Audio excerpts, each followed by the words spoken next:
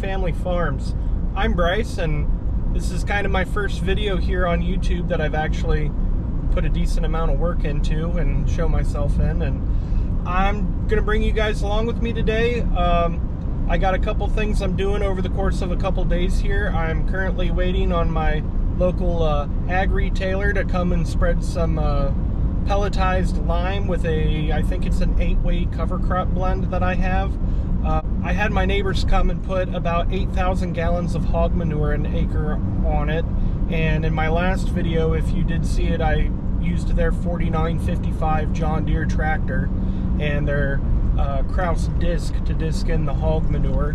So I guess this video is mostly going to be our Allis-Chalmers 7010 and Coldemulcher, along with whatever else I decide to throw into it, just to kind of bring you guys along in a day of my life, or a couple I guess, and kind of go from there. So you probably can't see it too well, but I tried knocking down some of the end rows yesterday. That's probably the first footage I'll show on here, just to make it a little nicer for them when they come to spread.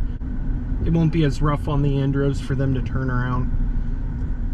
And we're here. Hope you guys enjoy the video.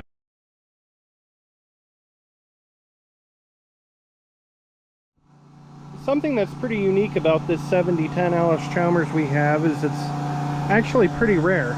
It's a factory open station after, I'm thinking around 1977, when the US government passed a law on having rollover protection systems on tractors. What I've understood from some of the guys that worked at the plant and were in the dealer network back then was Allis-Chalmers got around this and built some of their 7010s and 20s, and I guess 7045 and 60s are really rare. They had the purchaser sign a waiver on it to basically pass the liability off to them in order to be able to build the open station platform tractor.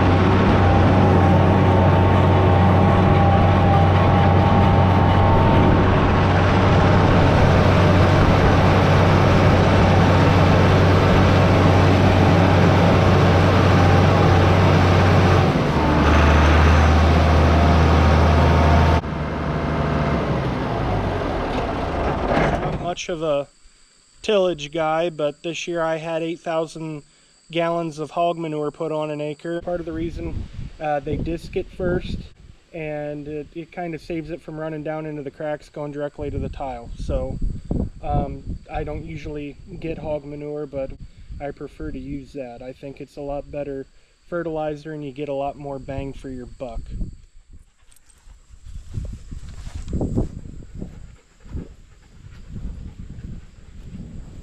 Come on.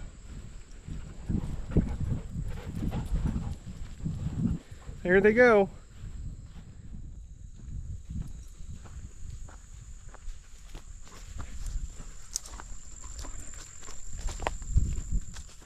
The beans are looking good this year. These are non-GMO food grade beans. I really need a couple more range just to finish them out. I ended up having to replant about all of my beans toward the end of June because we had a dry spell, and a lot of them, I assume, germinated and then dried out and died.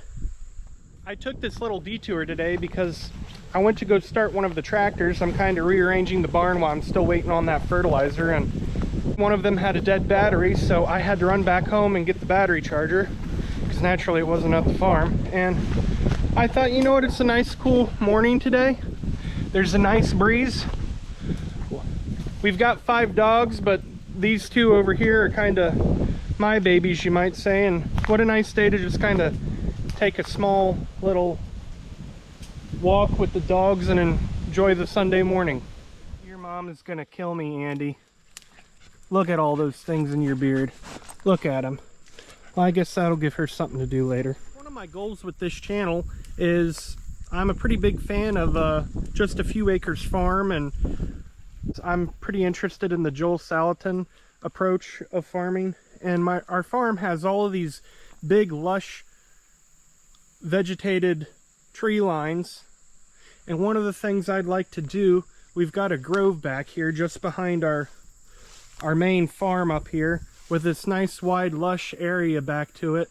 And one of the things I would like to do is get into doing some of the pastured pork or forested pork, whatever you'd like to call it, and come back in here and fence it off and make use of this ground that is otherwise not really of a use to me in row crop farming. One thing with the pigs is they will make use of this, as I'm sure some other forms of livestock would, such as sheep, which I have no interest in sheep, but it's one of the things I've been interested in, is making use of this area.